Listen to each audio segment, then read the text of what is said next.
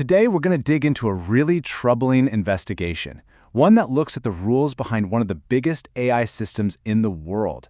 And this isn't just about code. Nope, it's about a serious clash between a company's goals and, well, the safety of its youngest users. Just let that sink in for a moment. That wasn't a person talking. That was an AI's response in a scenario that involved a kid. And right away, that sets the stage for how high the stakes are here. And here's the kicker, the thing you really need to get. That quote, it wasn't some random bug or a glitch in the system. According to a major Reuters investigation, this kind of response was actually allowed under Meta's own internal rules for its AI chatbots. And that discovery drops us right into our first section, because this isn't just another tech story. It's a story about youth safety and the incredibly blurry lines between a helpful tool and something, well, something that could be manipulative. So the first question that probably pops into your head is, was this just an accident, right? A piece of code that just went off the rails? You know, that's the natural assumption to make, but the answer is a whole lot more complicated and honestly, a lot more disturbing. The answer, based on the reporting, is a hard no. This was not a bug. It was an outcome that was given the green light by internal policy. And when you look at the documents behind that policy, it's pretty revealing. We're not talking about some quick memo that was dashed off. These guidelines were laid out in a massive document, over 200 pages long. The sheer size of it tells you these rules were thought about, they were considered, which makes what's in them even more alarming. So who signed off on this? That's what's so crucial. It wasn't some rogue team working in a corner. You had legal involved, the public policy team, top engineering leads, and get this, even the company's own chief ethicist. This points to a systemic decision, not some simple oversight. And the rules got unsettlingly specific.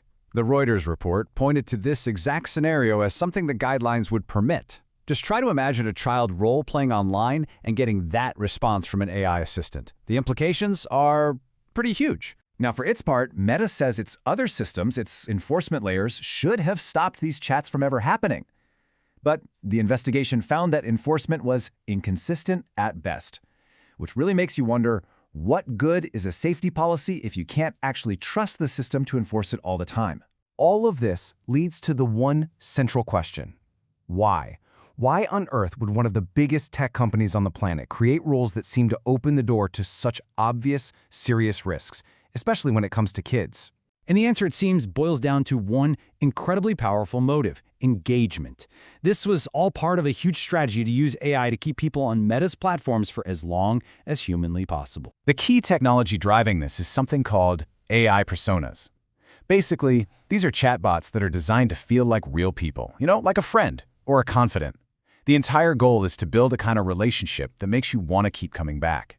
And to make those relationships feel real, the AI has to be less robotic, more emotional, more human. And that seems to be where these risky guidelines came into play.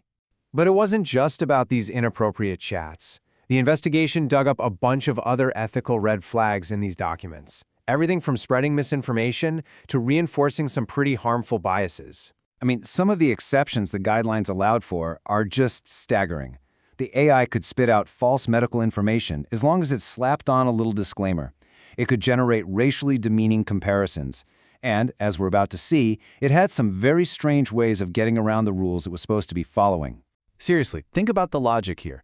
The system could invent a deeply damaging, false claim about someone, and the only safeguard was a little note tacked on at the end saying, oh, by the way, this isn't true.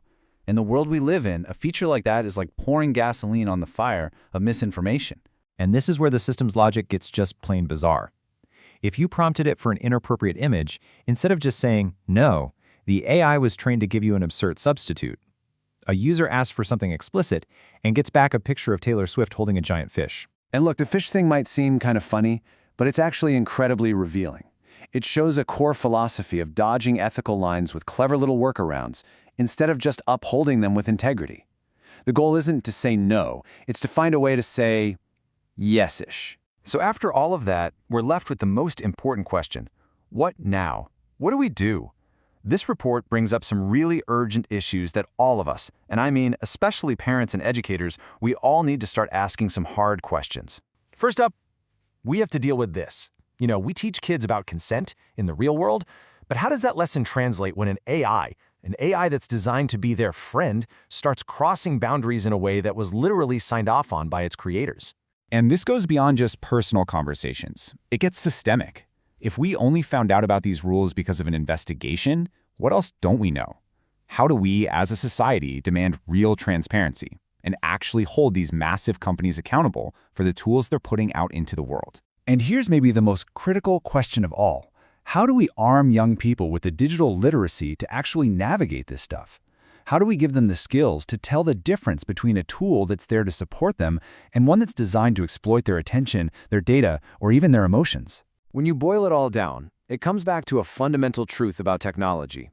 As one source said so perfectly, tools are never neutral. They always reflect the values of the people who made them.